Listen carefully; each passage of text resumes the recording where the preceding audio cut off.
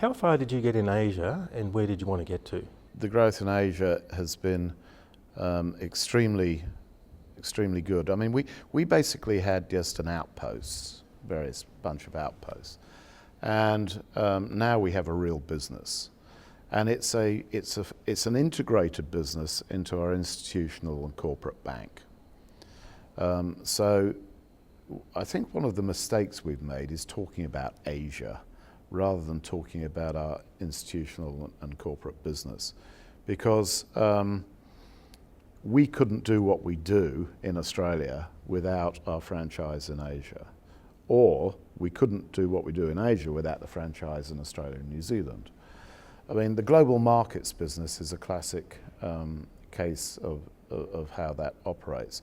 I mean, that is now 3 times more profitable and bigger than it was in 2007. And half of it, actually more than half, about 55%, actually comes from Asia. The dealing rooms in Singapore and Hong Kong, well, Shanghai, whatever, but fundamentally those 2 big rooms.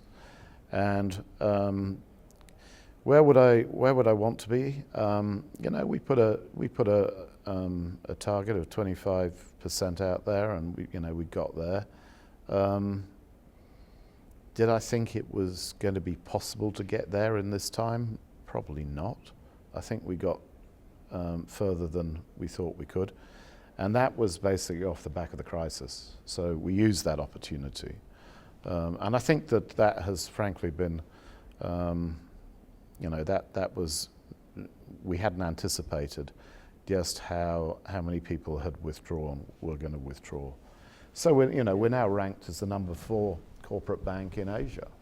And in 2007 we were ranked as, I don't know, 27 or something. So Mike, where were Wayne Swan and Treasury at the time in comprehending the severity of the unfolding crisis? Look, I think it was new to everybody, and you've got to remember that the government was new at that time. They'd just come into power. Did they comprehend the magnitude or knock-on effect? No, I don't think they did initially. What they did was learn very quickly, and I think the great thing about that period was that they took advice. They knew what they didn't know, and I remember a call with Wayne on the fact that Iceland and then Germany had guaranteed bank debt. And I said, the problem is that we've now gone from being top of the pile in terms of safe and secure to the bottom of the pile, and that's going to be a problem.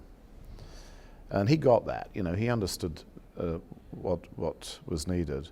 I mean, the other thing that when the government gave us the guarantee on bank debt, they insisted that they pay for, that we pay for that, and I think that was exactly right, because it's like a credit enhancement. It's like if you were to buy it from an insurance company or whatever. So it's purely a credit enhancement, which we paid for, and of course that became quite a good earner for them. They made about $5 billion out of that. Okay, now look, is it a person, a penguin, or a flower in the ANZ logo? Tell us about rebranding the bank for Asia. Really, that whole branding issue started as a result of trying to get one brand, and we had thousands.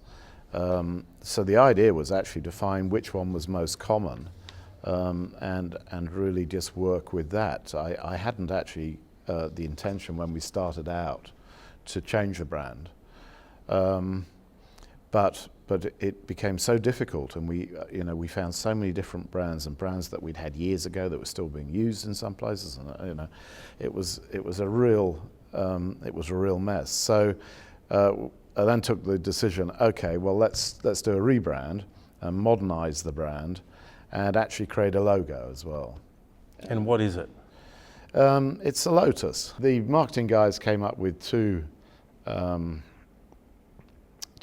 designs. One was this one, and one was like a yin and yang type sign. But the reason for the logo was that I wanted a logo that would split the English ANZ from the translation, so it would flow and look good on signage and documentation.